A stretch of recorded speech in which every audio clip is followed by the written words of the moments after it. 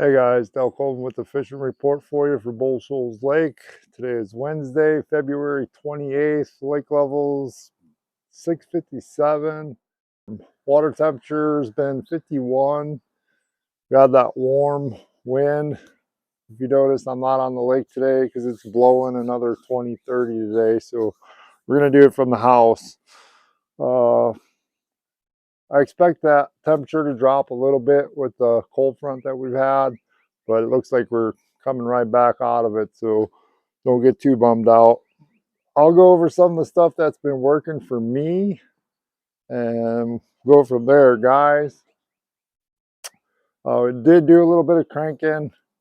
If we get the conditions for it, the wigglewort rock crawler bite, it's going to be, you're going to have to get that windy, cloudy day, but you can catch them on a wigglewort, rock crawler, the reds, the square bills, catching a few. I'm targeting the dirty water when it's warm and windy and cloudy.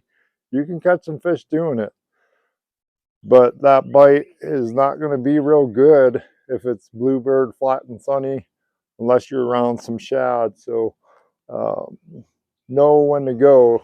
I guess that's the ticket.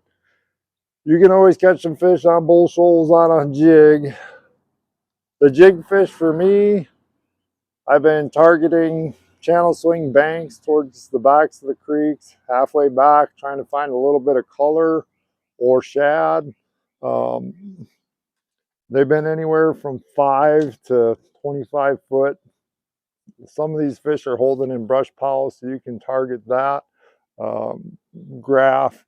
And if you're struggling, you can catch some of those fish, a shaky head. Shaky head's definitely going to be in play for the next couple weeks. I don't know if we're going to get a runoff bite. We haven't had much in the way of rain goes, so we'll see what happens with that. Day in, day out, I feel like most of the fish are still looking up at the shad, and more of the quality fish that we're getting are going to be video gaming. I know you guys don't like to hear that, but it is what it is. If I'm going to go graph, I'm going to go the shad are moving in. It's tough day to day. You got to chase them down. There's shad out in 60, 70 foot of water, and I think a lot of the fish that were in those have left. As far as bass goes, you can catch a ton of drum, an occasional walleye, but there's a bunch of shad that are up high in the water column. So the tater shads are working, thumb shads working. There's also a pretty good fluke bite on any given day if they're up, pushing them up kind of high. The swim bait, the head sizes are you're going to have to change, but overall, any of those shad, smaller profile baits seem to be working pretty well. If you see the seagulls and the loons, you better pay attention because something's going on there. Guys, it's the end of February. March is coming. Those fish are wanting to move up. You know, we're not too far away from spawn, so hang in there, fish the conditions.